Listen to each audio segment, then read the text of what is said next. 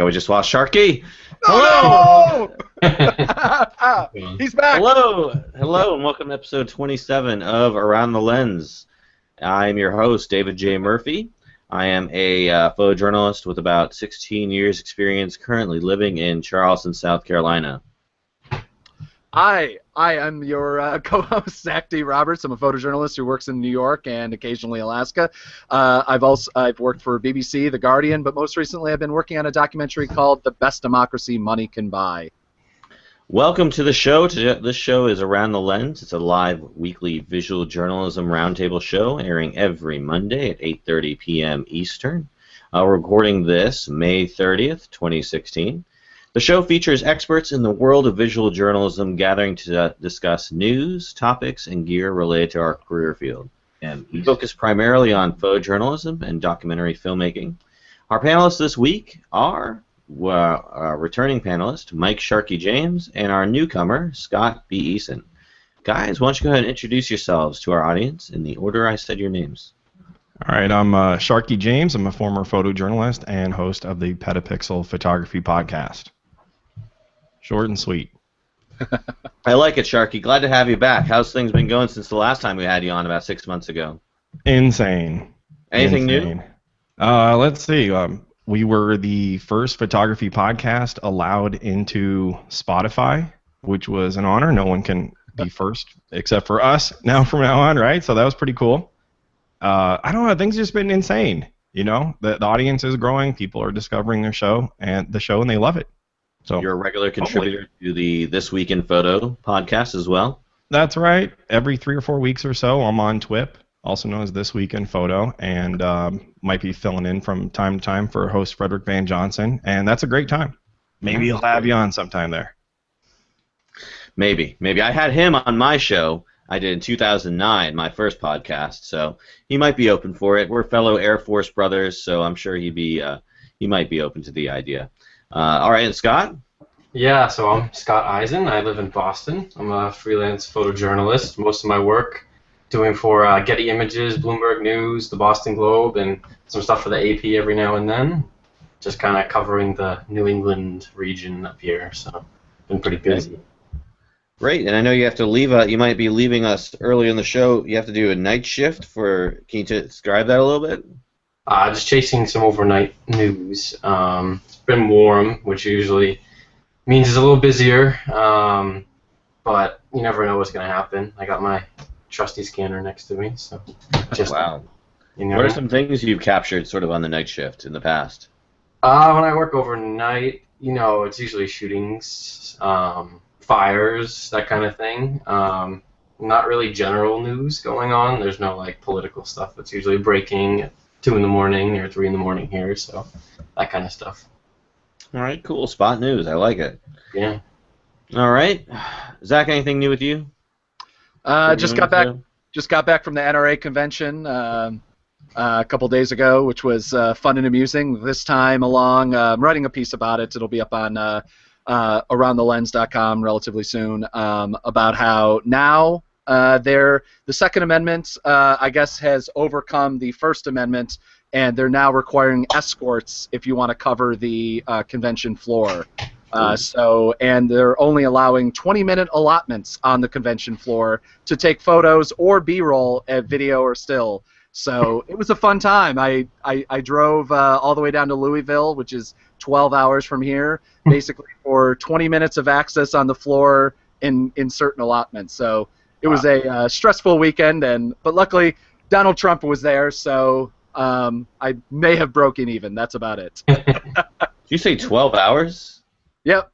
From upstate New York, north of Syracuse, where I am, down to Louisville. Yeah. Wait, that's 12 hours both ways, or 6 hours each way? Oh, each way. Wow. That's dedication right there. No thanks. Definitely not. The problem is I live in Syracuse, so otherwise it's like a $750 flight. Because it's Syracuse, New York, and it's like a $350 flight just to get to New York City.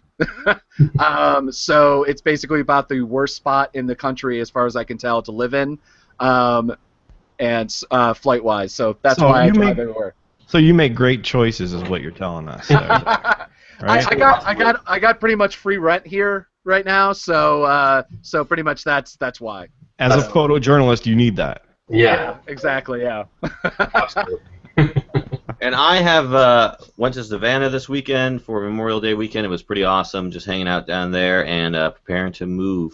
So that's my big thing going on. So besides that, just personal stuff. But anyways, we got a lot of show to do tonight and not that much time to do it in. So let's kick things off. Let's get right into the meat of the story. Let's get to the heart of the issue. Steve McCurry. Now, we talked about him last week, of course, when the news broke. So actually, it worked out pretty well because the news broke almost about the same time we did our show. So we were able to talk about it right as it was fresh. And, of course, now it's been about a week since that event occurred.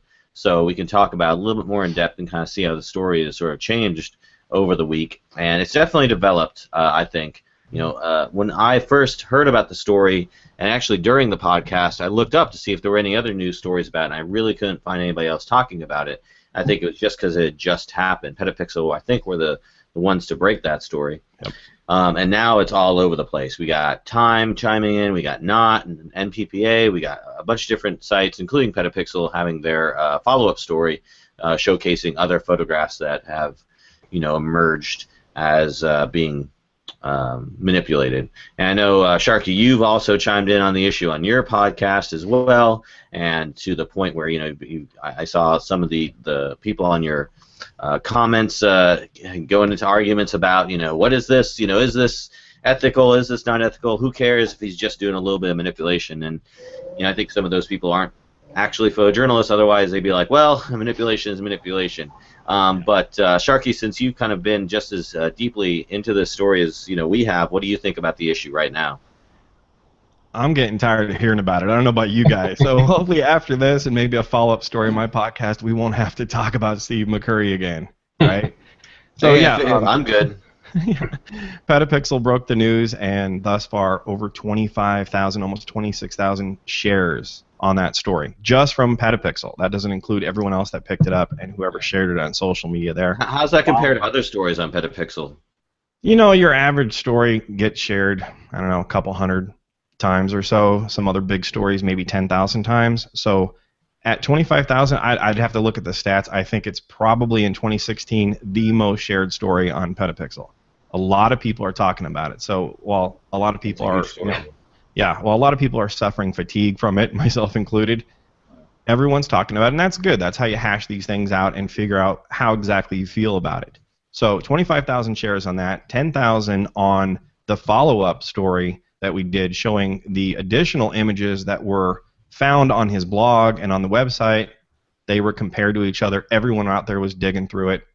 And McCurry's people ended up pulling that website and part of his website down. And I personally, I don't know how you guys feel. I have a feeling I know how you guys feel. I think that was the wrong thing to do, personally. I think it made him look guilty. It cast more suspicion and doubt and everything on it.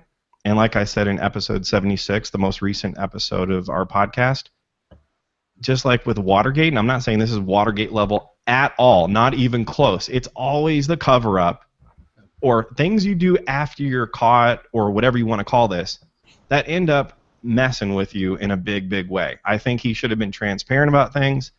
I think his explanation at that gallery show in Montreal a few days ago, I think that was extremely weak. I think firing people. And here's the thing. If you're Steve McCurry, and you're Steve McCurry, and you've got that reputation and everything and that stature in photojournalism, I think you need to be really explicit with your crew, whether it's someone that you hire outside to do the work or someone that you've hired that works for your studio, and I think he has a number of employees. You have to be very explicit. If you care about your legacy and how you're viewed in the industry, you have to be explicit about what can be done to those photos. So I don't buy that he just turned the photos loose. I guess I'm kind of calling him out a little bit. I think he's an honest guy, but I don't know. It just doesn't add up. You don't turn photos loose to people and just have them do whatever. I am no Steve McCurry. No one else here is Steve McCurry, right? I mean, he's top of the food chain.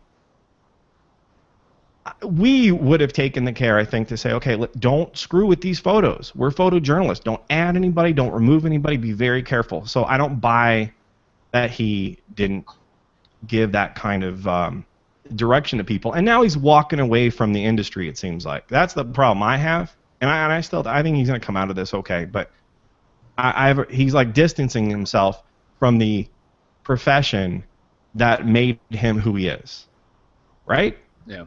It feels like that, and you know what? No one is harder on photojournalism and photojournalists than photojournalists. Yeah. Right? I mean, we take this stuff seriously. That's why we got into it. We sure didn't get into it for the money.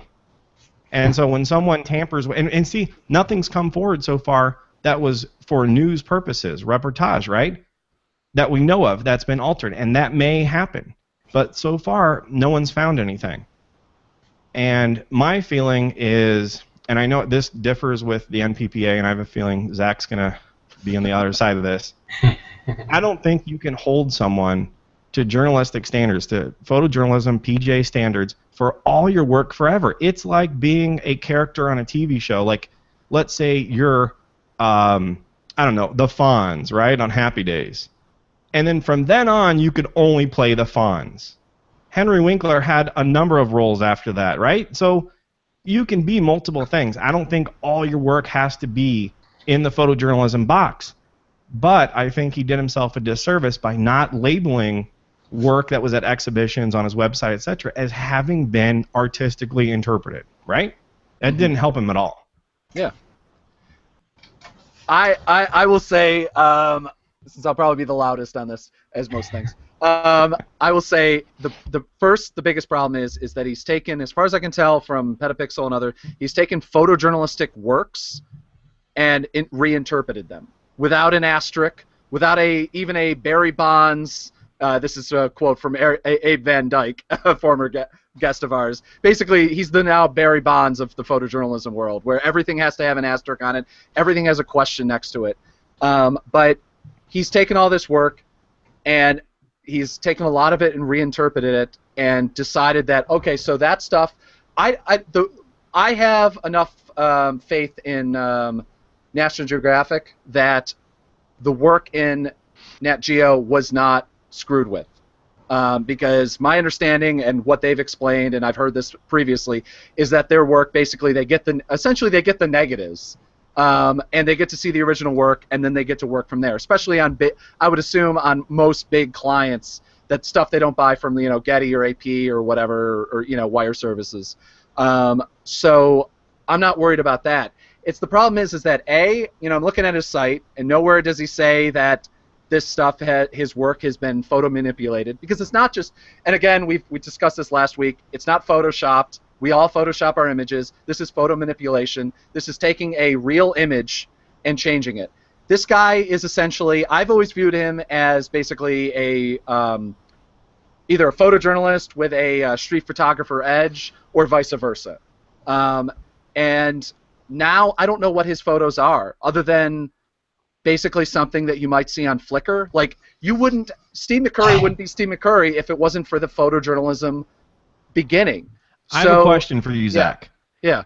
Would Steve McCurry be Steve McCurry if it weren't for that famous image, that Afghan girl image? Would anyone know Steve McCurry's name? Would he just be like just any other photojournalist? In other words, did that one photo make him and put him in more of the photojournalist realm forever because it was so popular?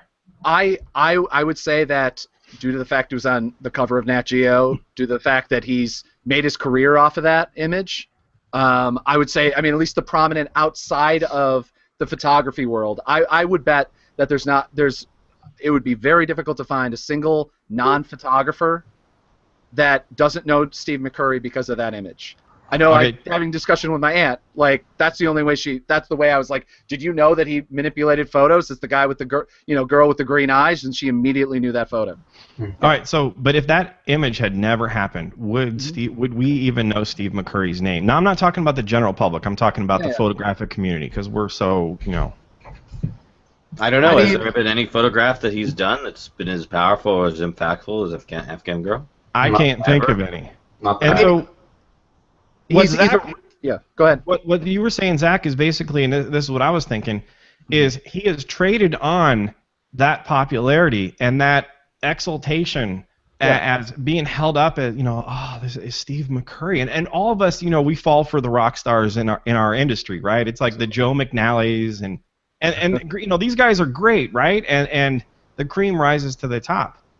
Would his cream have rose to the top if it weren't for that image? Is he, I'm not saying he's a fraud. He does solid work, but would we even know who he is? But despite that, he's traded on that, and he's banked on it, and he's presumably made millions. And he's known. If you had to describe him, and what is he? You'd say photojournalist. I think probably most people who know who he is would say photojournalist. Yeah. So and I think there's a responsibility there, but I don't think he should have to be pegged as being a photojournalist forever. Yeah. I don't think all of his photos have to adhere, and NPPA seems to want, and I love NPPA. I don't belong to the NPPA, but everyone should if you're a photojournalist. Right? I got it in there, Mickey. But, right? I don't think that all his work forever should have to adhere to these unbelievably strict standards where he can't even remove people from it. But if you're going to do that, label it as such because people know you as being a photojournalist. There's a responsibility there. Exactly. I'm reading his, Scott, just let you actually speak. Sorry. I will say, though, reading his bio, he does not say, first off, I don't believe that he's, now that he does this, and he seems to do it on a large amount of his photos, and to me, removing an entire human being from a photo, not just like taking out, I mean, this isn't taking out like a framing issue, cropping differently, or even taking out a power line or something like that. Or this a shoe from an individual. This is taking out several people, adding people, it seems. I mean, depends, obviously, we don't know which photo is the original. Changing the shape of the background? He is not a photographer anymore. He is a photo manipulator, which he takes the original stock image, and then people change it. So I don't even know what he is. I mean, I'll give him, he's an artist, but he claims to be one of the most iconic voices in contemporary photography for more than 30 years. And right? He is. But here's the problem I have, is now everything comes into question. Yeah.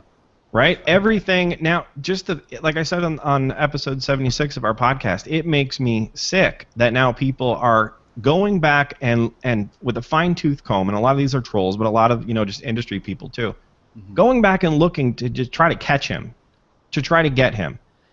Yeah. But aside from that vein, I think that unfortunately people have to do that. The truth has to be known, because, like I said on that episode, people see photos, especially from someone like Steve McCurry, and you assume, I should say, that's a good word here, you assume it's the truth, right?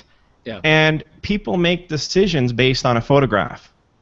I mean, look at Nick Utt's photograph from Vietnam War of the girl running down the street naked because a napalm burned her clothes off and scarred her for life, etc. What if that was manipulated? What if what didn't happen? What if the whole story was crap? What if they cloned the little girl and there were like 7 little girls running? Wouldn't that make a more impactful photo? Exactly. But people are making decisions based on what's being presented as being the truth. Yeah.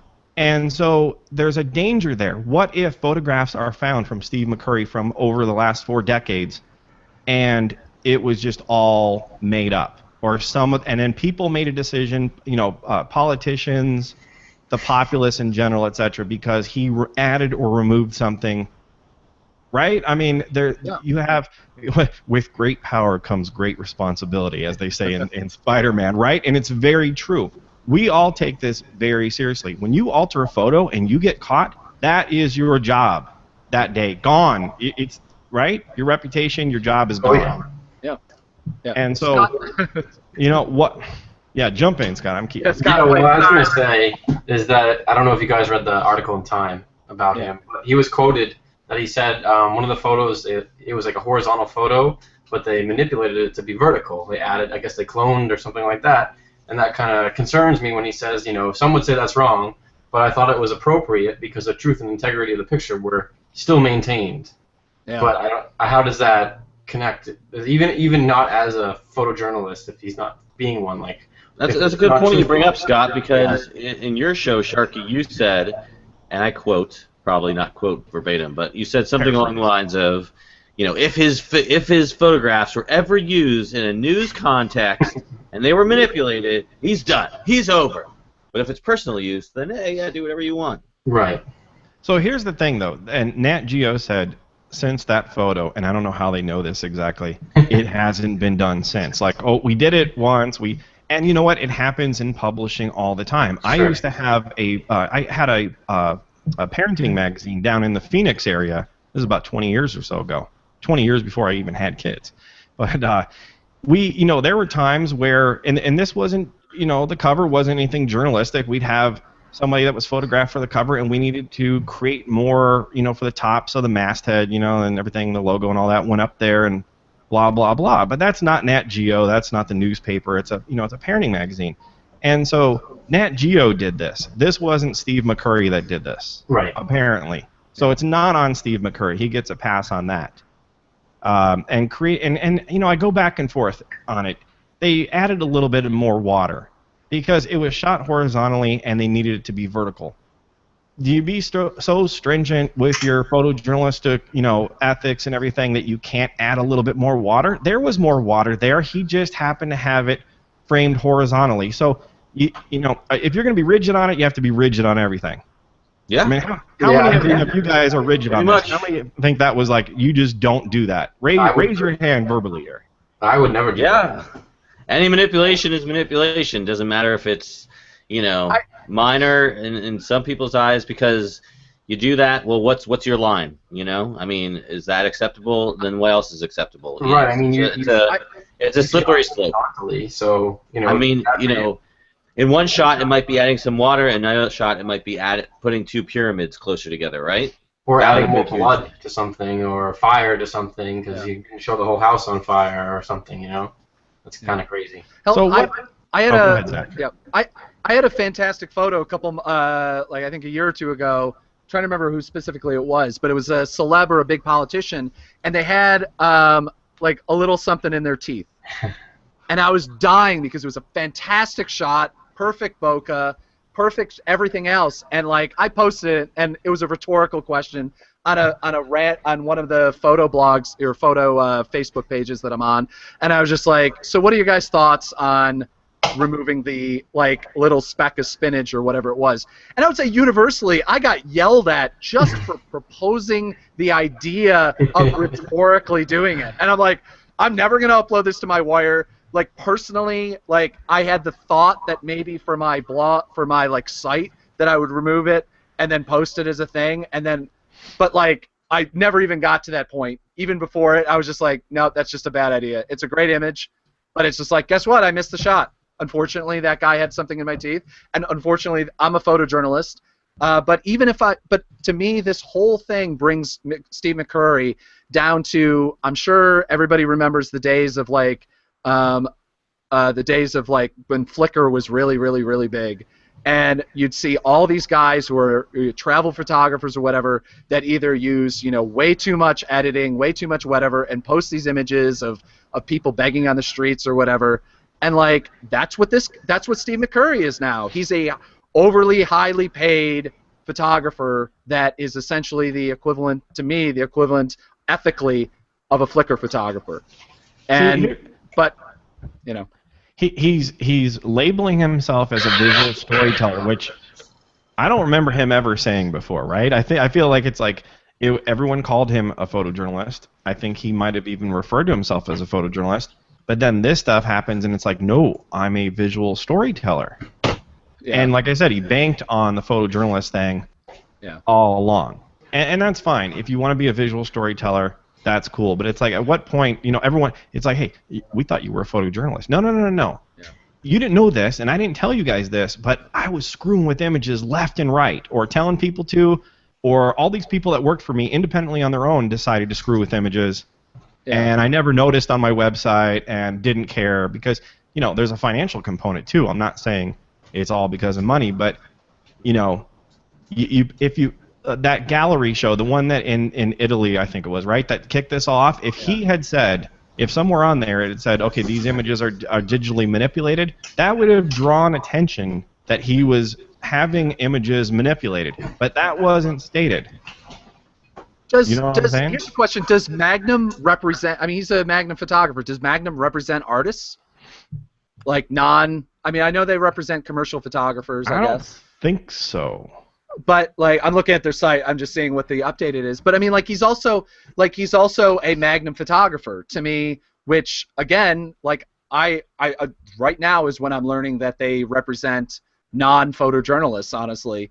And like it's another, like, every single thing. If you were to describe Steve McCurry, the places he works for, everything that he does, the sites that publish him, places that represent him, I'd go, he's one of the best photojournalists in the world, just based on that description. Yeah. And or at least should be one of the most famous ones. And you go, I mean, even the commercial Magnum photographers are the original and best visual storytellers. Which, I'm sorry, visual storyteller is parallel wording to photojournalists to me. Just person who tells stories with just photos and also doesn't do writing, maybe, you know. But I think when you use the term photojournalist, I think it's visual storyteller is a little bit more loosey-goosey compared to photojournalist, right? Photojournalist connotes to me a professional ethic. Yeah. You know, I went to photojournalism school, but I punched out fairly early, so I don't have a degree in journalism. But I held myself to that standard because I took it seriously. And it sounds like McCurry didn't take it as seriously as maybe everyone thought he did. Like I said, if just one news photo comes out that he messed with in a way everyone's like, whoa, you know, like that was not cool, that's it. Now, I don't think this is going to affect him at all. He's still going to make millions of dollars. But his place, like I said, like you said, the Barry Bonds thing, if there's going to be an asterisk in there and it'll taint his career, does he care? I don't know. Maybe he doesn't care. He's walked away from photojournalism as a term and as a concept. Yeah. So I don't think he cares. And that's fine. Does this affect him financially? No, absolutely not. I mean, first of all, he's been doing it for 40 years. If he doesn't have a nest egg, retirement sort of savings accumulated by now, then he's screwed.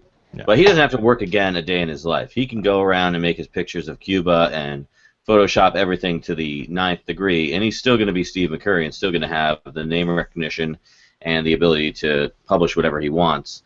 Whether or not people actually take it as face value is now up in question for all time.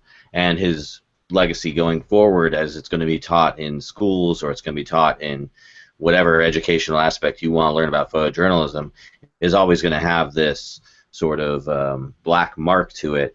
And, you know, just like any other photojournalist you've ever heard about in the past who manipulated their imagery, you can go on the internet right now and look up top 10 disgraced photojournalists, and you're going to see, you know, all of them on there. You can't escape it. You can't get away from it. Yeah. And, I mean, you know, we talked about the 1984 cover of a magazine. Okay, at that time or whatever, whoever decided that was acceptable use, and so probably he grew up in a environment that said, oh yeah, we can do this, acceptable use, and it just carried on forever, and he just never got caught.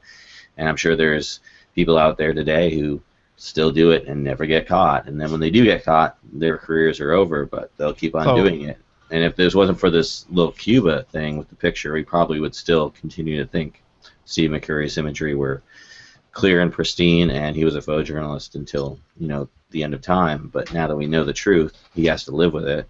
But, you know, you said something in your podcast which I think is notable.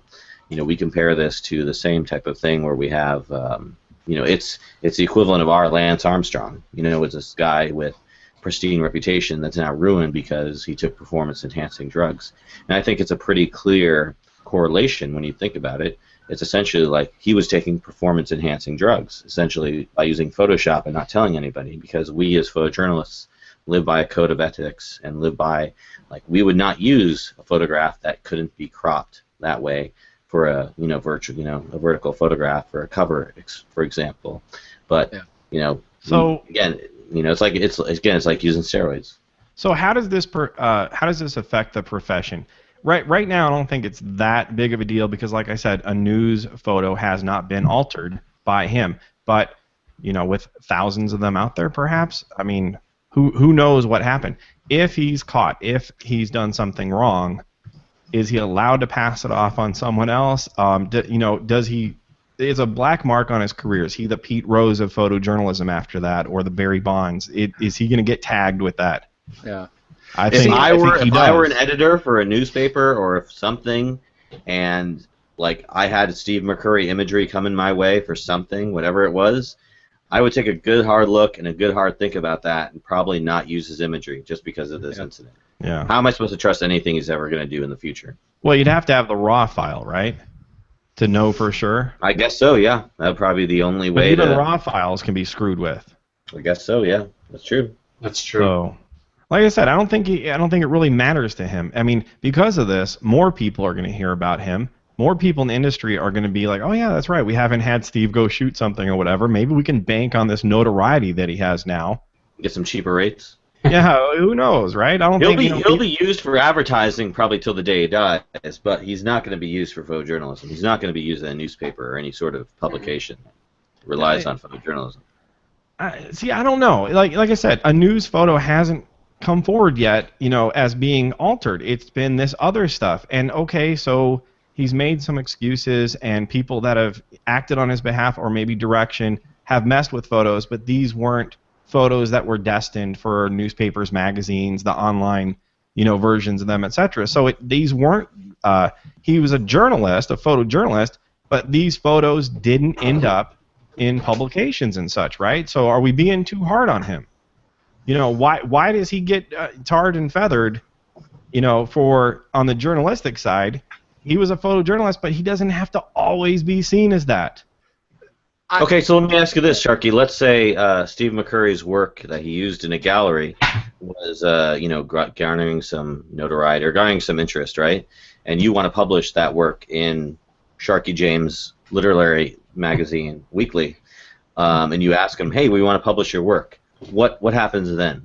You're an official news publication. You want to publish his work. Do you think he's going to come forward and say, hey, just so you know, those images were manipulated? Or what if he just gives you that work? What happens then? I think you have to have him sign an affidavit saying, and this is how ridiculous now it's become, right? So now he has to sign something. So you have to get him to sign something that says this is truthful, so that way you're off the hook, right? If you really love an image, you can't just go, okay, did you screw with this? No, you have to get it in writing to cover all bases. That's how ridiculous it is now.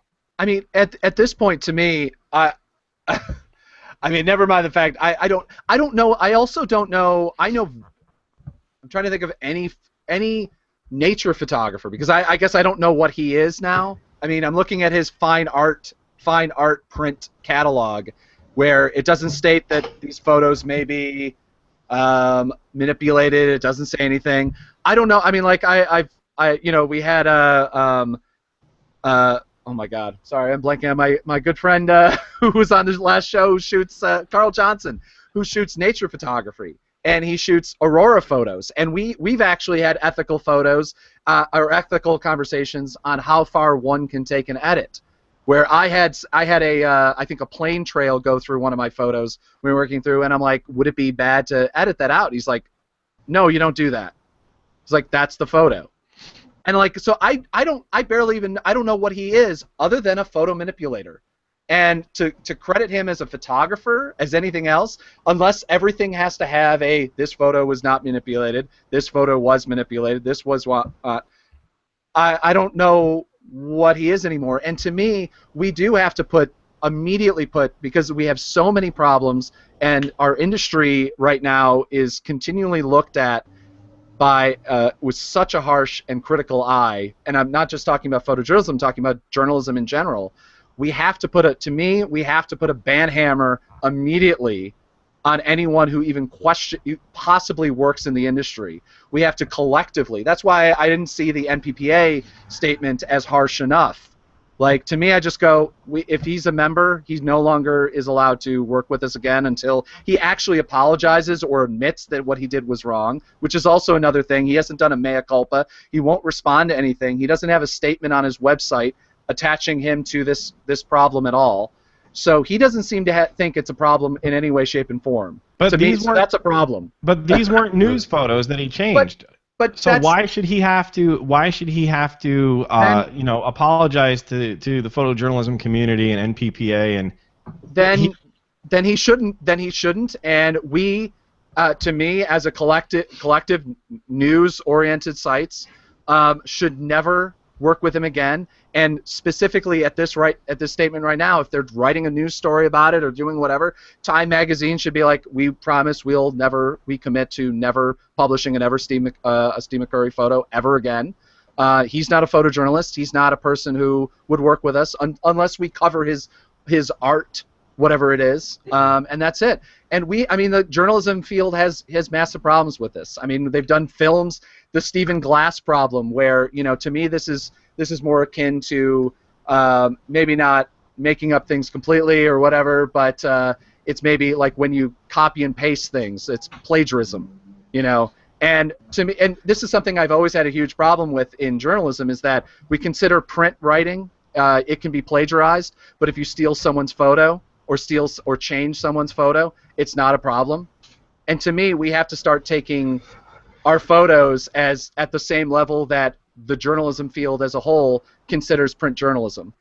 And if I went around, I'm known as a journalist, I'm known as a researcher. If I went around publishing stories and never said anything that said this is a fictional story, I would be criticized for it. I would be probably run out of the industry for it. If I wrote stories that were very, very, okay, so here's a print version of this. I went to the NRA convention, and I wrote an entire story about what it was like to go to the NRA convention, all the things that happened. I interviews the people that I talked to. I talked to Wayne LaPierre, and he said this and this, and never said anything that Wayne LaPierre's quote was not what I never actually talked to Wayne LaPierre. That person wasn't actually there. That this story thing, I would be run out of the industry completely. Even if I said, "Oh, I'm sorry, no, you guys misunderstood me. That was a narrative. That was a fictional story." Okay, so I get what you're saying here. It's his work. He's known as a photojournalist, and so everything he puts out there, gallery exhibitions, his websites, etc., are all seen as being photojournalism. Yeah, that's basically what you're saying, right? And so when or at least up to the ethical standards of photojournalism. I mean, or at least up to the ethical standards of nature photography. Because I don't know a single nature photographer that would delete an elephant out of a photo. Yeah. I mean, what does Scott have to say about all this? Sorry, Scott. Scott, you're a working photojournalist. Has there been any sort of talk amongst your community about any of this? I mean, I'm seeing a lot on Facebook, people posting, this is crazy, how could he get away with this? But my question is, how come it hasn't been noticed until now? Yeah. Because they never had a mess up until now. Right, but I mean, no one ever kind of questioned that. I mean, I remember I took a picture in Chicago of a lightning storm coming, and it was a lightning bolt across the top of skyline of Chicago, and it was shot for the AP, and instantly my editor wanted to see the raw file, and it wasn't because he's doubting me or anything like that, but he wanted to see what it looked like out of the camera, because it's kind of a rare shot to have it go right across the whole skyline. Right. So I don't know. The responsibility, I feel like it falls on him, even for that print. You got to be responsible for your own work. Even if someone else is handling it, you have to kind of sign off on it, I would hope, at the end. So it's kind of concerning to me. I think he could get away with it just because he was Steve McCurry, I mean, if Steve McCurry worked for your paper, I don't think they'd ask to see his raw photo. I think they'd be like, okay, good job with that lightning. Yeah. Wow, I can't believe it spelled your name. Lightning like that. That's interesting. But you know what? I don't want to see the raw file. I believe that's how it came out. Yeah, I don't know. I think there should be some sort of... I think there is software, actually, that can look at a photo and see if it's been manipulated down to the pixels at all. But maybe, it should be a standard to run everything through that when it's photojournalistic work. See, that's now... You talk about what are the impacts of our industry, and that's like the thinking now that... if I'm a photo editor, I have to run everything through photo detective software before I can publish it now. Right, and everyone wants to get things out right away as fast as they can, and kind of slows you down. I mean, I'm going through a Rolling Stone fact check right now with a guy I work as a researcher for. I never understand why photos don't go through anything near the same thing. I mean, I'm fact checking things down to quotes that we have video of, things that have already been well stated, like jobs and college occupations that this guy that we're researching went through. And I can publish photos with anybody under the sun. I upload to my Wire, and they're just believed as fact, as 100%. Right. Exactly. And And look at for the amount of money I'm getting for the wire photos, I'm not going to sit down and photo edit something. But I mean, like, I just got my Zuma feed, and I made a whopping $200 for the past 6 months out of them. Nice. You know, I'm not going to sit down and do that. But I mean, it does surprise me that there's not. And this is again, something I've said a million times on this show, is the fact that I've worked for 2 photo editors in my, I think, 6 years, I can say, as a professional photographer. Every other time it's been an art director or somebody who's just buying photos for the site or wire or whatever. So, I mean, that's one of the huge problems. You know, my photo editor when I worked at Al Jazeera was quite thorough. I mean, he didn't question my work because there was, you know, nothing looked you know, I mean, nothing was going to be, it wasn't even that high stakes, but it was still, you know, quite thorough about asking for names and doing the whole thing. And I don't see that in any other part of the any other publications that I'm working for at this point, you know. All right. Well, Steve McCurry's a fraud. I'm just kidding. I don't know. Well, he probably. Who knows? We'll see how this story develops over time. I mean, you know, I think, you know, the MPPA statement was pretty noteworthy in that, you know, it kind of explained their sort of stance on the issue, and I think, you know, it's also notable to include the fact that, you know, at the end of the statement they mentioned that quote here, that it's fair to note that the last 10 years several high-profile newspaper photojournalists have been fired for transgressions lesser than McCurry's, but, you know, there was a different standard 4 decades ago, apparently.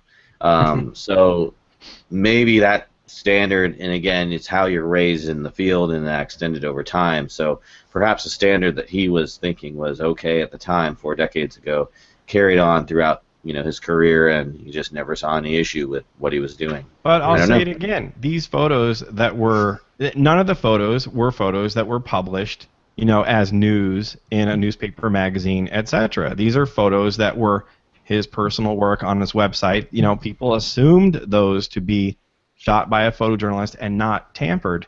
But the NPPA saying, hey, others have been fired for lesser, well, those were for news photos from their newspaper or whatever publication that they were screwing with. And McCurry, I'm going to stick up for him, hasn't done that, as far as we know, right? So we can be all upset as a community and an industry that, you know, he's disappointed us, and, you know, maybe should have been more clear, more transparent, and his excuses, if you want to call that, for why things, you know, weren't different, could have been better. But he, as far as we know, has not screwed with a news photo. So it's different. And hopefully I would think the NPPA would see that. Right? It's different. If he screwed with a news photo, yes, just like the other people, he'd be raked over the coals worse than he has. But it hasn't happened yet. And it may. We'll see. We'll probably be talking about this again as soon as someone uncovers a photo. And I pray it doesn't happen. Because that's gonna, as dark as this is, that's going to be a dark day for the photojournalism community. Dark day. I'm going to make you eat those words, Sharky. Hey, so you think there's a photo out there, right? You think I'd be hard-pressed to believe that something in his 40-year career that was published in the vein of news didn't have some sort of manipulation attached to it. It's just a matter of if we'll find out, not a matter of... It's a matter of if. No, it's a matter of when, not if, right? That's what if he held himself to a personal standard of, okay, that's, you know, he compartmentalized, let's say, like, okay, that's for news. I don't want to screw with that because that'll tarnish my image and my legacy, etc. But everything else was fair game. What if he did that? And so far, we haven't heard him really say that, have we? I haven't seen him come out and say everything that was in a newspaper, magazine, etc. I didn't mess with those. Everything else was fair game. He hasn't been explicit. So the not saying that kind of troubles me. And again, I mean, to me, it goes back to, even if we never find anything that's actually been published that made it through the editorial, whatever. Again, it goes through that. What if Woodward and Bernstein, one of their stories we discovered was completely fictional and made up and published somewhere as just a story that happened? but it had Nixon, it had the Watergate burglary, it had everything in it. Oh, no, guys. That was a fictional story. What are you talking about? We just made up those quotes. Oh, you didn't understand that was fictional? I mean, Oprah has had authors on for less than that and having to do mea culpas, and entire James Fry went through this rigmarole for less than what Steve McCurry is doing. You know, James Fry has published, I bet, a ton of nonfiction journalism or interviews or first-person stories before he did his book, and he told a couple lies within that book, made up a couple things, and he's now he's banned from journalism. He's banned from the entire industry, and I go, to me that's what the direct equivalent. I don't see the equivalent of the AP photographer that adds more smoke above the Palestinian village or whatever. I don't see that as the direct equivalent. I see it as you're working two different jobs, and you never differentiate the two of them, and that's what you have to do if you're working two jobs. I'm sorry, like at the end of the day, you have to do that. So you labeled him a photo manipulator, and would you go further? How would you describe Steve McCurry today, as a ethics-wise, as a person?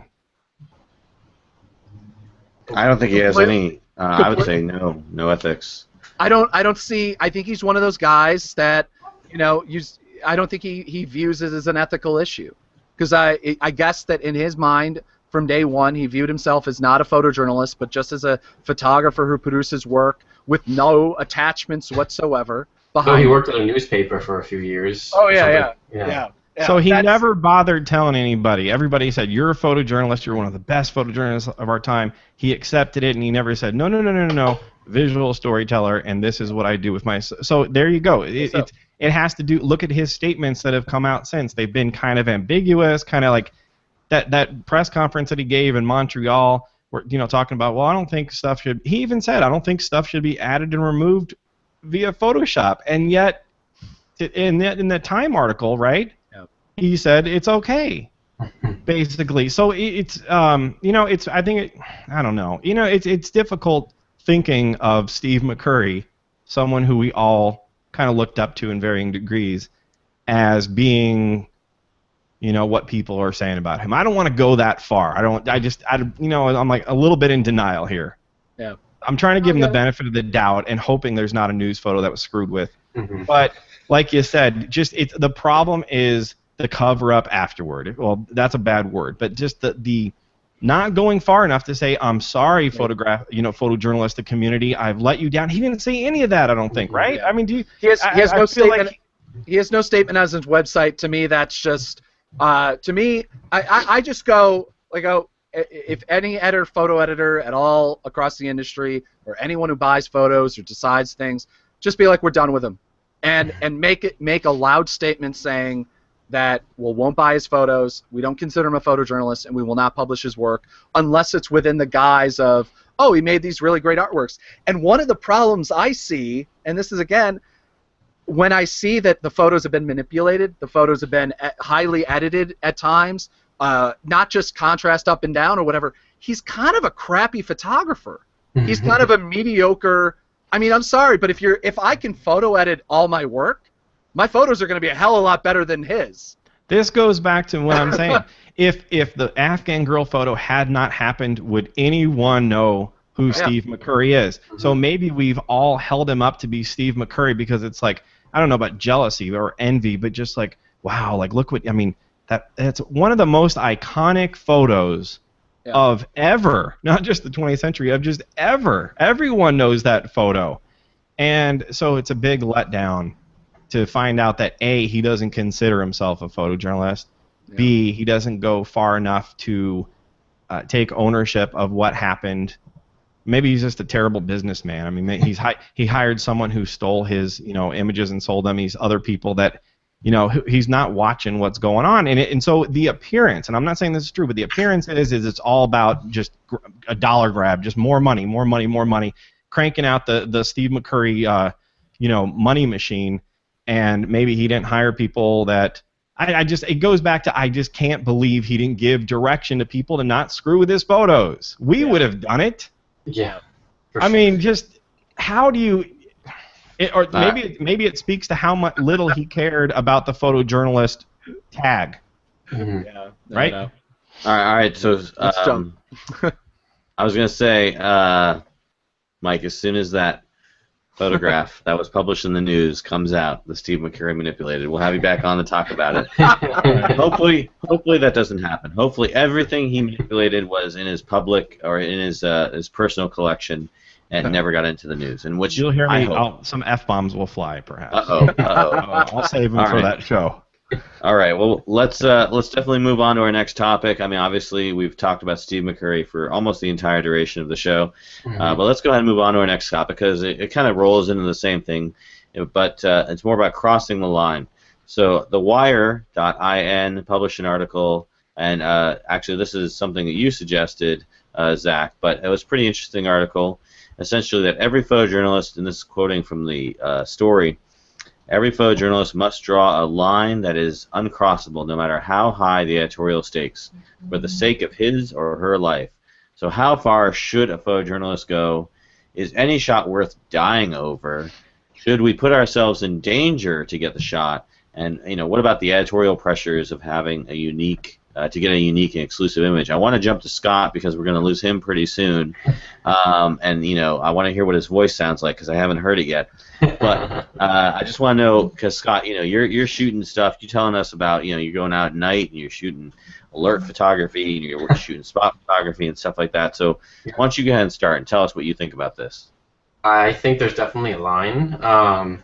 You shouldn't. I mean, you shouldn't be taking an assignment that is a calculated risk. I feel. I only do things that are calculated risks. Showing up at a shooting in a bad neighborhood, that's a calculated risk. You got to know where you are. You got to know the feeling of the neighborhoods, and if you're not in a familiar place, you should have someone with you who has that feeling. Like a fixer if you're in somewhere foreign to you. And I'm not comfortable doing something that I'm like 99% sure is going to get me hurt.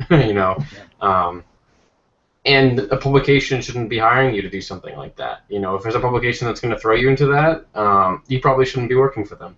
I don't think I have any editors that are going to say, go to this area where you're definitely going to get shot at, and it's just not going to happen. And I'm not going to take something like that. And covering war, is a whole different thing.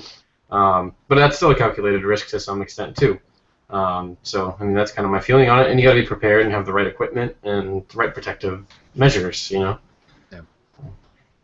Yeah. What do you think, Sharky? I think that I like being alive, and try to avoid being killed at all chances I get. Right? I think that if you're going to cover a war, that's the name of the game, and there's a certain type of individual that does that and takes those risks, and it's not even for a great sum of money. It's for what they believe in and to advance the truth.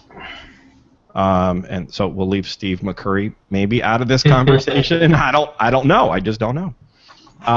He's covered some of these things as well. I think that if you're going to put yourself in a position, let's say you're going to go overseas, and there's a decent chance that you could be captured by ISIS or otherwise, killed, etc. I think that it better be for a good reason. And myself personally, I wouldn't do it unless I knew that the risk was worth it to me to get the truth out there, and it would save a lot of lives. So that, I'm willing to sacrifice my life if many, can live as a result of that. And there are certain instances where that might be acceptable. Zach, how about you? I'm usually all about it. As long as I've got my helmet and my bulletproof vest. Jokingly, of course. Obviously, I've never outside of like Ukraine, which I missed all of the quote unquote action for. I haven't personally covered kind of really like stuff that like literally my life was in danger. Covered Ferguson, stuff like that. Again, maybe I could have been very injured, but not very likely that I would have been killed. The action was never that bad, at least when I was there. So I mean, but on the other hand, I'm working quite hard right now, actually trying to get a story to cover, to work with Doctors Without Borders on some stories, and the way that their clinics are being bombed by Americans and by Russians and by Syrians, that could be a likelihood. But again, I mean, I would never go into a story with just the idea of like, oh, I can get some cool shots. I mean, there has to be some huge plan. I have to have a place where the photos are going. And I mean, one of the big thing that I see happening now is that's worrisome is that like there's the complete ban. I think it was by Reuters, complete ban by photographers. They weren't buying photos from anyone going into Syria. There's a couple other places that did the same thing, which I guess at the time it might have made sense. But again, then it ends up being photographers that are on the ground that aren't photojournalists, that are local people that clearly have reasons that they're taking photos. So, you know, we probably haven't been getting a lot of the true story of what's happening in certain places around the country when editors make the decision to not risk their people. But if I'm a photographer, it's hard to make that decision. I mean, I'm trying to remember which one of the Bang Bang Club it was that he was on assignment in Afghanistan for the New York Times. He had his his legs were blown off, and there had to be basically an online petition for the New York Times to get to actually back him because he was technically a freelancer. So, you know, I mean, now we have publication. I think 15 years ago or 20 years ago, I would have been full steam all ahead if somebody gave me an assignment to go in there. But, you know, you'll be hard pressed to find the publication that will actually say, don't worry, if something goes wrong, we'll back you or we'll help you out. And to me, that's the biggest scare right now as a photojournalist. The support isn't there anymore. No. Yeah. I mean, the money's not there, so the support's not there. So. Yeah, so the return on investment, as you would, the ROI is a lot crappier than it was before, right? So it's the chances that you're going to die versus something good's going to come out of this is, you know, a little bit askew. Yeah. Yeah, I mean, me personally, I don't believe any photograph is worth your life, or you know that. But you know, obviously, we have to put ourselves in dangerous situations. But you know, I think it was mentioned before. It has to be calculated. It has to be a reason, you know, justified for that.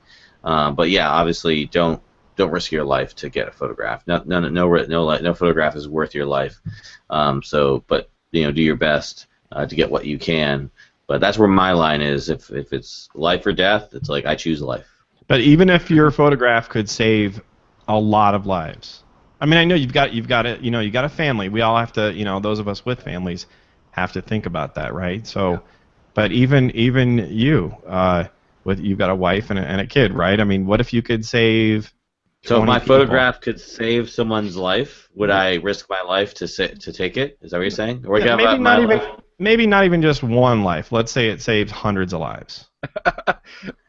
What's the number? Is it like 53 or what? The big problem is that your photos have to get out. Right, you get killed. What's going to happen? Yeah, I mean, exactly. I mean, there's your a great camera film. is found. Assuming your photos.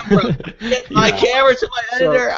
No, throw it at somebody. Yeah. Your photos get out. Publish What's the this. number? And don't manipulate it. I think that I'll manipulate it to the point where it saves lives. Trust me, I'll do it in the back end. No one will know, never know because it's my personal collection on my blog. Wink, wink. I think everyone's got a number. If it's ridiculous, but if you're right, everyone's got a number. You don't know what it is. You got to like narrow it down. But if your photograph could save 1 million people, who wouldn't do that? A billion lives. If I could save 1 billion people, I would give up my life. I mean, really, a billion? I don't know. A billion. It has to be a billion. I go huge when it's live. Huge. That's a quite high number. The problem is that, like, I mean, statistically or whatever, it's never your life. You know, it's not your life. It's, are you gonna get that? You're gonna get a broken arm? Are you gonna get hit over the head? Are you gonna get whatever? I've made that decision. I hid behind stupidly. One of my most embarrassing moments of my entire life is at Ferguson. A bunch of people bashed in a car window of a cop car and started to light it on fire. I've got some fantastic photos from it. But the moment someone yelled, "Oh crap! There's probably munitions or whatever bullets in that car, and the car's on fire," I did a circle around and hid behind a sign, like a 1-inch plywood sign, thinking that would actually do something. And like that moment, I was like, "Oh God, okay, this isn't going to do anything anyway." So I just ran back into it. But I mean, like, I made a decision there for at least for half a moment that at least my like well-being was worth not getting a slightly better shot. Meanwhile, my good friend Jim Vendresco, who's been a guest on the show before, ran right up and got amazing photos and video of like the guy literally lighting the car on fire and everything like that. So I mean, it's just, literally what your mindset is right at that moment. On the other hand, I've also ran towards batons and gotten my camera bashed by a baton by an NYPD officer. So I mean, it's like kind of weird just what your mindset is. Well, because I mean, it's never. I mean, that could have been a life or death decision right there. I mean, obviously it was not, and it was quite stupid. When you're in the heat of the moment, and your adrenaline is going off the charts, and you're like, it's the Super Bowl for you, right? I mean, you're like, this is my. You're not even thinking about it. This is my chance to do what I am meant to do. Most people are going to go into it. If you have time to think about it, you'd be like, I don't think so. That's probably not a good idea. But at the moment, you're going to do it. I put myself in really stupid situations for a photo. Yeah. And later on was like, wow, why did I do that? That was kind of stupid, but I got great photos from it, right? And at the time, you're just, it's a rush, right? Yeah. And it's not even just an ego thing. You're just like, this is what I am meant to do. You don't go into photojournalism, well, unless you're Steve McCurry, for making money, right? Which, by the way, I just noticed that the story, the link, the Cost of the Perfect Shot, has the famous death of a loyalist soldier that was supposedly faked by Robert Capa, as the illustration at the end of the photo, at the end of the story. It's just kind of ironic and nice attachment. But yeah, no, it's I mean, we all have those moments, and I mean, it's always. I don't know. Does anyone actually think? Do you make that? Can you possibly, Scott? Can you possibly make that decision beforehand? If I'm gonna die, if it's worth the picture. I mean, whether this shot is worth whatever violence, whatever it's a hit on the head, it's a big bruise, it's a concussion, it's a broken arm, whatever. It's usually an afterthought. Exactly. Yeah. So, and if you get killed, you can't think about it anyways. So. Yeah. Exactly. Yeah.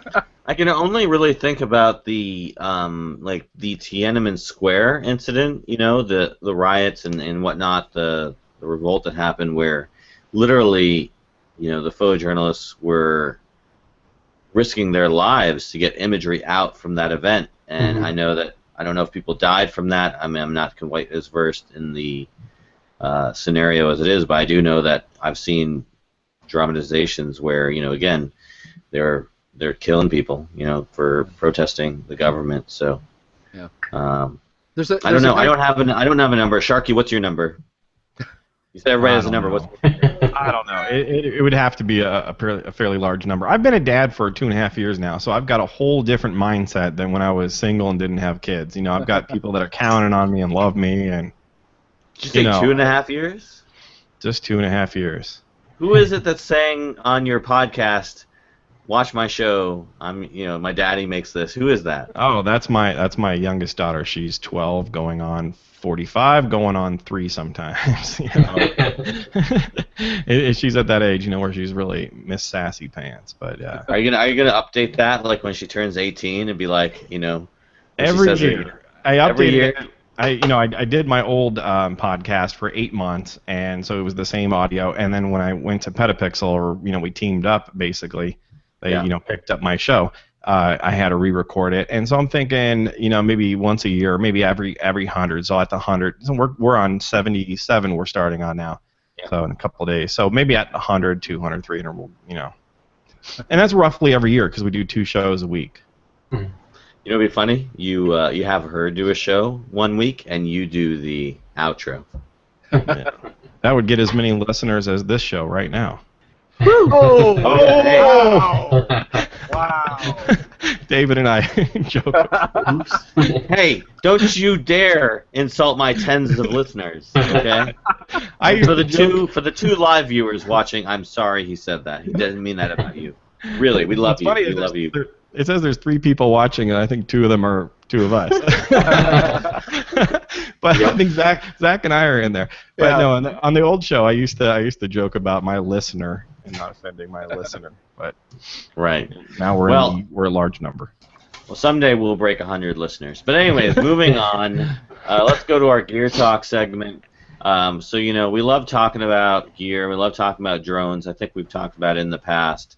But this was a story that actually made me think, you know what, maybe I will buy a drone, because I have thought about it, but I can't, I think I see all the news every day. Oh, FCC this and yada yada that, and, drone prevents people from putting out a fire, yada this. But, I mean, the story from actually Petapixel talking about a new affordable, 4K drone kind of actually made me think this might be the drone worth getting. I mean, it's under $500. It can shoot 4K. It seems to have all the major features you would want from a drone in terms of just what's out there, especially by DJI.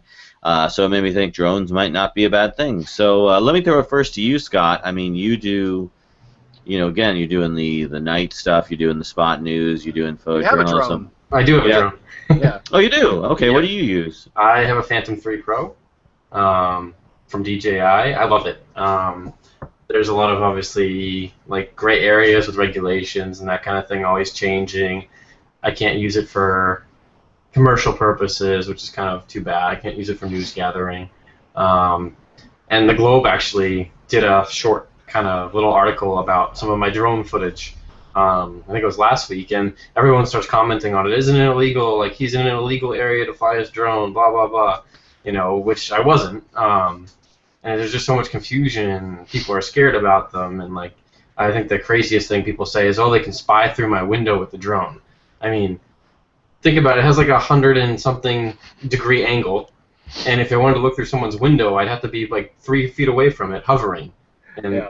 who's going to do that? Like, with a little bit of wind, it's going to go right into the window, and it's still going to look terrible. I mean, people are just not thinking about it. So you spent do about use- $1,000 for that drone, or? when I got it when it was pretty new, so it was like $1,400, $1,500. Wow. I think they've gone down a lot because the Phantom 4 came out, but like you can get a Phantom 3 Advanced, which is the same as the Pro, just less resolution.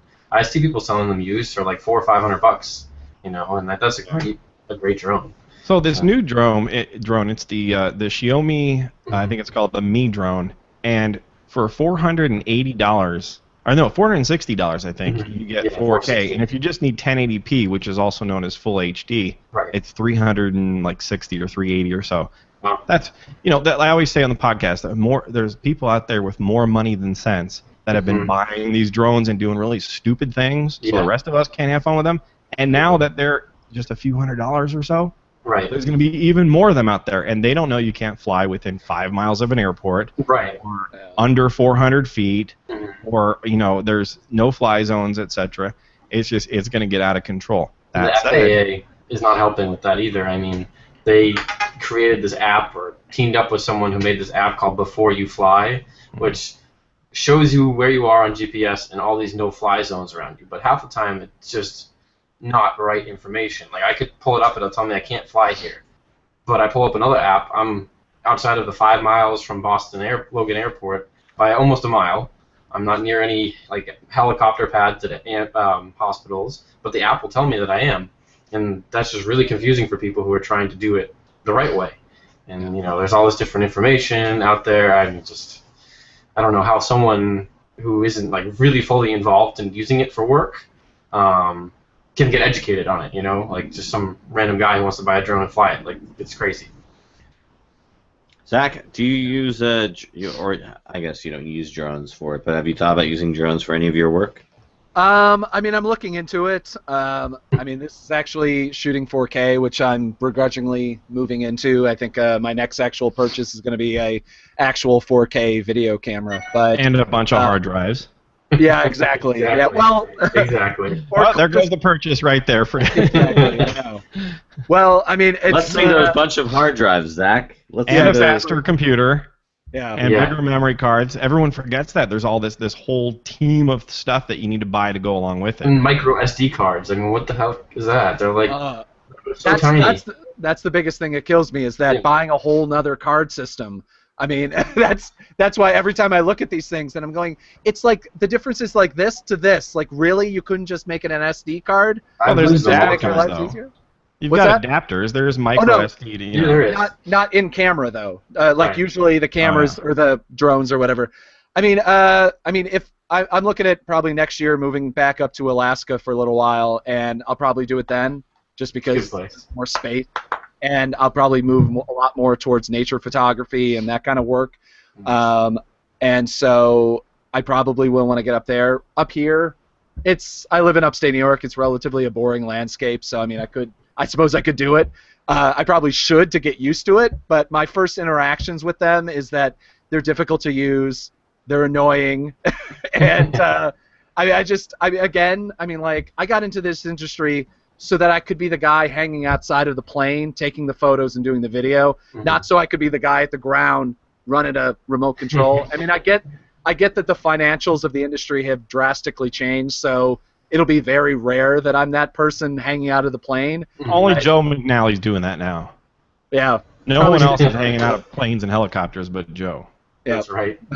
So, yeah. Anyway, but I mean, it's one of those like, yeah, I guess I'll do it. I mean, like, 10 years ago, I fought the idea of shooting, or 5 years ago, I guess, I fought the idea of shooting video with my DSLRs, Yep. and I did Gotta that. do it.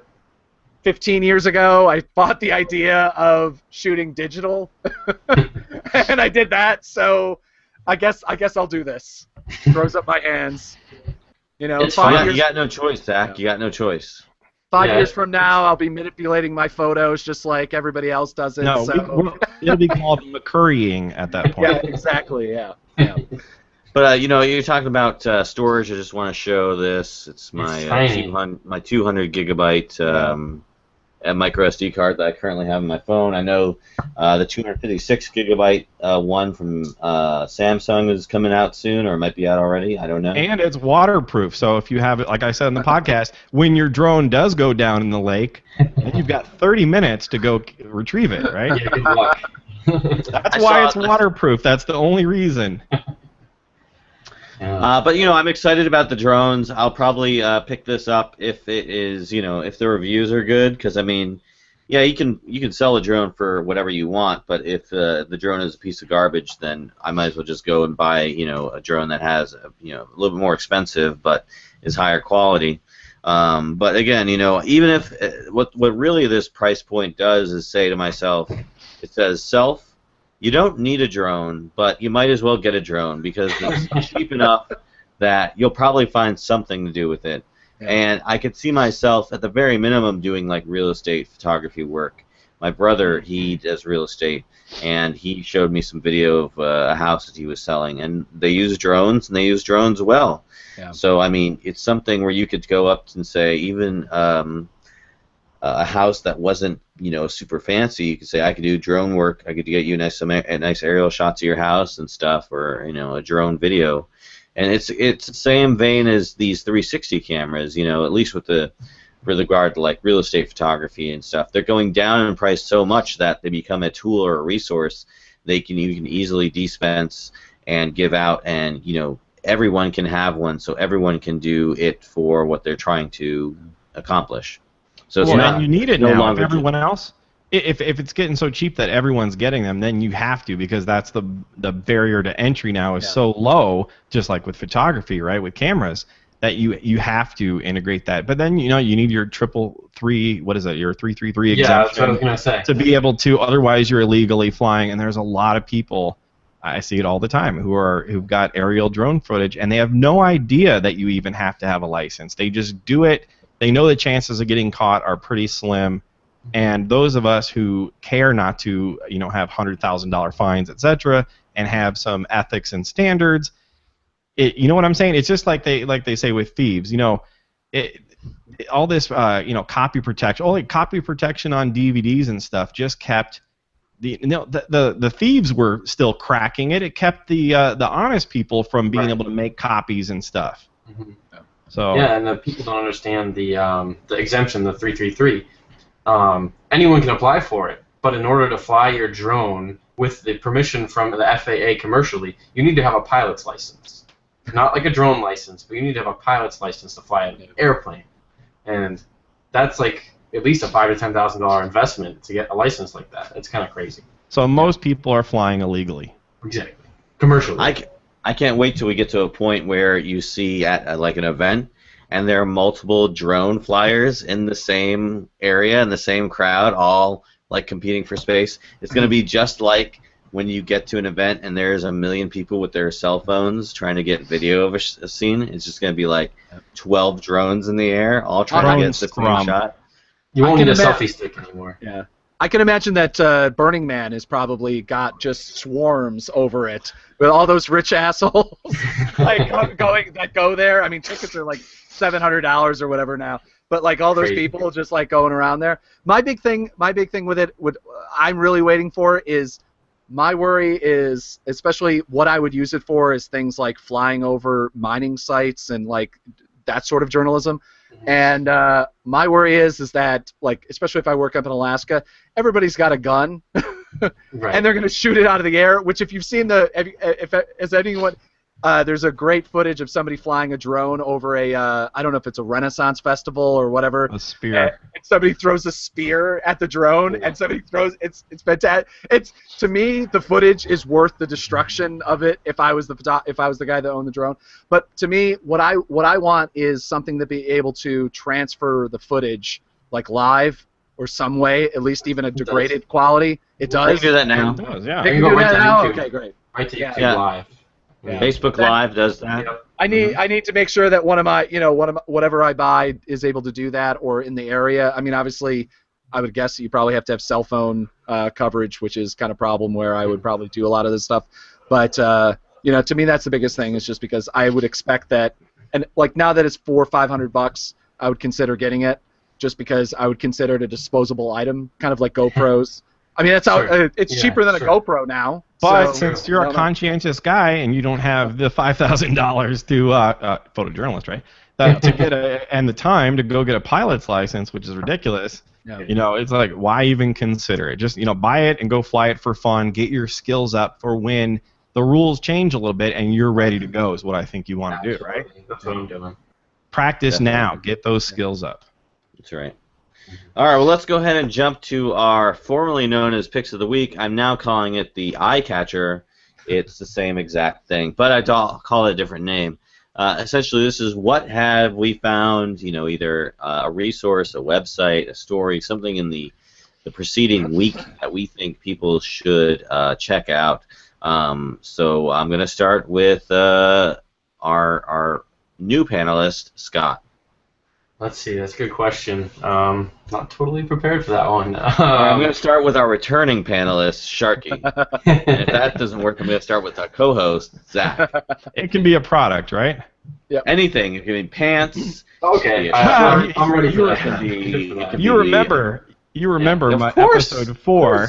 Hey, and this is going to be too late for anyone who's not listening to this live, but 511 Tactical, you got to check their web specials. Amazing boots, amazing pants and shirts, antimicrobial. If you're out there in the summer and everything and you're sweating, it's going to keep you cool and everything. And an additional 40% off they have, this Memorial Day weekend, which is amazing. I just picked up a bunch of stuff. But I'm going low tech here. I'm going gaffer tape. Nice. You'd be surprised. It's so obvious, but you'd be surprised how many photographers, including photojournalists, surprisingly, don't have gaffer tape. Yeah, it's gaffer tape is amazing. It's duct tape, but not as nasty. It doesn't, if there's any residue left over, what gets that residue off? More gaffer tape. It's that easy. But when I was a working photojournalist, I had this on pretty much every surface of my flashes. Mm-hmm. There's going to be times where you're like, where's that darn roll of gaffer tape? Oh, I've got about a 3-inch piece on the top of my SB900. Rip, done, call it good.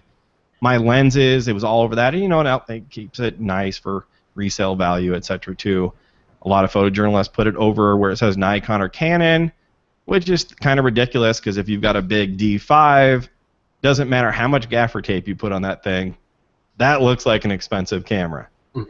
Yeah. But gaffer tape, you have to have. My wife, when we were looking for, we live in Boise, Idaho now. When we were looking for a house up here, on the way back to Utah, there was some rattling noise that we heard under our car. I look underneath it, and it was that pan that protects, the gas tank and everything else, and it's like woven under there and stuff. I look under that, and I'm like, you know what? I say to my wife, like, I can fix that. She's like, don't say gaffer tape. I'm like, can you hand me the gaffer tape in the glove box, please? 2 rolls, the giant thick roll that's like 2-3 inches thick, and then this 1-inch thick kind that I'm showing up here on the video, which you can see later at aroundthelens.com. And fixed it right up. The rattling noise was gone, and it was so gone that we forgot for a solid month and a half or so that we needed to take it in to get that permanently fixed because gaffer tape took care of it. So there's nothing that gaffer tape won't fix. Nice. Gaffer Tape, an official sponsor of Around the Lens. No one's sponsoring Around the Lens. We are sponsor free. Staying that way. I was gonna say on top of gaffer tape, and when I've seen people using it, it's the biggest use, at least on Canon lenses, was to cover all those little switches and dials that are on certain lenses to prevent you from accidentally shifting them over to some setting you didn't want. I did that with my original 300-2.8 way back. This must have been 20 years ago because those things would move if you just looked at them. They still do. So you take them down. Tape them down. They're not going anywhere. Yeah, well, disclaimer with that, I had gaffer tape on a 35L prime and covering the AF switch. Pulled it off and pulled off the whole button. Oh my God. So I just took it off, the whole thing ripped out. I was selling it to someone. And literally face-to-face transaction. And went to pull it off, he didn't want the tape on there and ripped the whole button off. So, there goes the sale. Yeah, so. Let me just put this tape back on. Yeah, exactly. What you saw before. Not a problem. Yeah. Zach, what do you got for us this week? What's your eye catcher? Article about great. Now I lost it. Oh no. It's basically should photographers carry guns? What journalists really need are guns. It's actually calling for guns for photographers. I still don't think so. It's interesting though because they talk about somebody covering was in Iraq and David Enders, who if it's the David Enders I think it is, it's a friend of mine, and I'm surprised that he would carry a gun, but he's one of those guys that if he decided that, I would guess so because he was running around with usually he's running around the wrong side of American forces during the time period. So yeah, but are you holding Sharky? Are you holding up what, pepper spray? I'm holding up pepper spray, and many photojournalists won't admit this because they think they're a lady. Don't get the pink one. As a photojournalist, you have to have something, right? Do you, Zach? You have to have pepper spray. Even if you have a gun, when you take that out, it changes the situation altogether. There are times where pepper spray, may help you get out of a situation. I think I told this story before. I used to go shoot, and arts and crafts festivals and big events, concerts, that sort of thing, and people would wait, and we're carrying tens of thousands of dollars worth of gear on us sometimes, right? People will wait and they'll watch you and they'll stalk you through an event, and I've seen people before who were waiting for me to head back to my car and waiting for me to walk alone. So you learn that lesson too. Like, you walk in groups with people. Unless you want to be robbed, you can be as macho as you want to be. And I have no problem recommending pepper spray to have on you.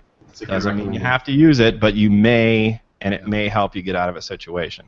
That should have been my pick. Okay, I'm rescinding the stupid gaffer tape and doing the very ladylike Saber pepper spray. What I've always wanted is the pepper spray. That's true. Exactly, yeah.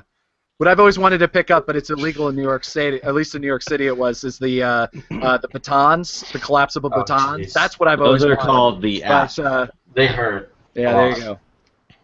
But yeah, but I think they're illegal in most places. Just carry a monopod with you. Yeah. I want a pepper spray and taser in one. So when you spray the pepper spray, you can then tase the pepper spray and it creates a flame. Well, there's somebody they were selling it at least on Amazon for a while. It's a plastic thing, whatever. It goes over Brass knuckles. the knuckle brass knuckles, Yeah. except they're attached to a battery. So when you punch somebody, you actually give them an electric shock. Nice. So yeah. Those are illegal in many states. You can't have knucks, as they're called. Pepper spray is illegal in New York State, so Really? Wow. yeah. Yeah. It's You know what they gotta do is they gotta make like was, a pepper spray attachment that goes on your camera that goes in like the hot shoe. perfect. So if you're getting ready to take your picture and somebody comes up at you, you can be like, shh, and they get a cool shot of them reacting to being pepper sprayed. Is that what that is, Sharky? This is a rubber mallet. I'm just grabbing stuff that's on or within my reach at this point. See, my new thing is I just wear my NRA hat that I bought, and nobody fucks with No me. one messes with you with that. Yeah. All right. Well, my pick of the week is going to be a giveaway that F-Stoppers is hosting. They're giving away a Canon, Nikon, or Sony camera worth up to $6,500. So if you're interested in entering that, just follow the link that's on the show notes, and you can enter to win. And they make it very easy to put entries in. It's all streamlined on their website. You don't have to really do anything but click on some links. And so I'm entering, so I will win. More than likely, because that's just me. Did you enter you can try as well. Did you enter our contest last November at Petapixel? We gave away a Sony A7R Mark II. I did not know about it at the time, but had I known about it, I would have entered. Who won? It was some guy I think in Norway, and he was ecstatic about it. Can you sure. imagine? Oh, just When are you guys gonna give another camera away? I don't know, probably around Christmas time or so, I'd say. Sweet, sweet. All right, you heard it here first. Scoop. Yes. All right. Did you have a pick? I got my pick of the week. You got- I figured it out. All right, let's hear it. So we're gonna go with bulletproof vest. Just to go with the theme here. It's made by a company in Massachusetts actually, but it's like they're around $800, which is expensive, but it weighs less than like 4 pounds. It's tiny, and it goes under your t-shirt. It's like your first layer because it compresses to your body. And the best part about it for me at least is that you can't really tell you're wearing it. Other people can't really tell you're wearing it, and it's as strong as a police vest. The rating, the ballistic rating, it's the same level. So you have the same protection as a cop walking around, but you don't look like a cop walking around. So Is it Kevlar, or does it have like that ceramic stuff in it? it has Kevlar, and it has two I don't think they're called plates because they're not made out of that. The mesh? Yeah, it's like a thick fabric, and they come out so you can wash it, which is nice. Awesome. Yeah. I do wonder. I wonder if you'd be able to sneak it. Cleveland has actually officially banned during the RNC. They've banned bulletproof vests. Really? Within the public zone. They banned a whole bunch of weird stuff, but that that kind of is normal around high priority type events. Oh, you could totally bring that in. But bulletproof vests. I mean, mine I have is I've garnered it through a source that I won't say. But it's it's quite obvious. So I may actually if I can afford it, I may actually be picking up one from your company there. Maybe they'll make you a deal. They're nice people. It's a very small company. They're in Scott, Boston. I mean, You covered them, right? Right outside of Boston. Yeah, I did a story on them. can you say the company's name so if our audience is interested in buying one, it's, they know where to go?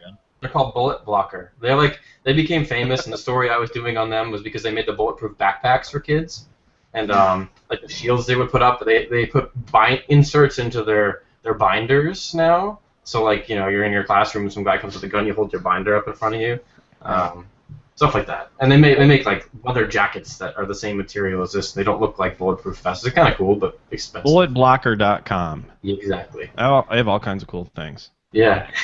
Backpacks. All right. Well, all right. Good eye catchers, everybody. Well, good segment name I made. So let's go ahead and throw out the plugs.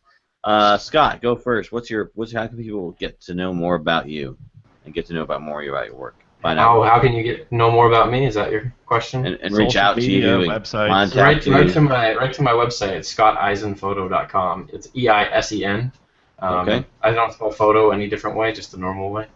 I'm not cool enough. So. When I tell people my email address, I always have to say photo like photography, because my email address is djmphoto, because for the longest time people would be like FOTO. Exactly. No, No, like never. the word photo. Yeah. Latin America. Exactly. All right, Sharky, what's your plug? All right, obviously the Petapixel Photography Podcast at petapixel.com/podcast. And if you want to follow me on social media, get me, I'm at 13,000, almost 800 followers on Instagram. So I'm getting tired of seeing that 13. Maybe you guys, all three of you out there, just kidding. Just kidding, David. David knew I was going to do this. Follow me on Facebook, on Twitter, and on Instagram, and I'm LensShark, LENSSHARK, 2 S's in the middle there. Well, I know you want to beat Frederick, or Fred, as I call him, Fred Van Johnson, because he loves that. So hopefully you can eclipse him soon. Hopefully the Around the Lens Army can assist you in doing that. Is it an army so much as it's like a platoon, or not even? We're probably like a fire team. Platoon level, or are you at just at regular soldiering? Fire team is 4 people, so we're probably about a fire JSOC team. force. It's a small JSOC force. Hey, I tell everybody this is a great podcast. If you're a visual journalist, you guys are very niche, right? So what we do at the Petapixel Photography Podcast is, you guys are very niche. You've niched down. We do news. We do, it's opinion, that kind of thing. If you're into photojournalism or visual journalism, you guys, and there's a couple others out there, right? Photo Brigade, the Photo Brigade Army. We're gonna have we're gonna have next week Robert Kaplan on June 20th. Nice. Oh, nice. Tell him I said aye. All right, we'll do. All right, Zach. Where can people find out more about you? ZDRoberts.com, ZD Roberts on Twitter, ZD Roberts on Instagram. That's where you can find me. Oh boy. As always. All right, great. And I'm also at DJM Photo, everything DJM Photo, but of course you can also find me at www.aroundthelens.com, where you can follow this show and find out all about the fact that we have a Facebook page, we have an Instagram page, we have a Twitter page, we have a Patreon page, so if you want to donate to the show and get our bonus topic, which we're going to talk about in a minute, you can get links to all that stuff at aroundthelens.com. And then, of course, connect to the show. If you're a photojournalist as well, if you're a visual journalist, a working visual journalist, or a student who's been doing it for a while and want to be a part of the show, there's ways to find out about that and become part of the show as well. So, anyways, that is the show. It's been a great show. I want to thank our guests, of course, the always fun to be on Mike Sharky James, and, of course, our newcomer, Scott B. Eisen. I promise next time you're on, you'll actually get to speak. That's all right. But anyways, for Zach Roberts, I am David Murphy. This has been Around the Lens, and we're out.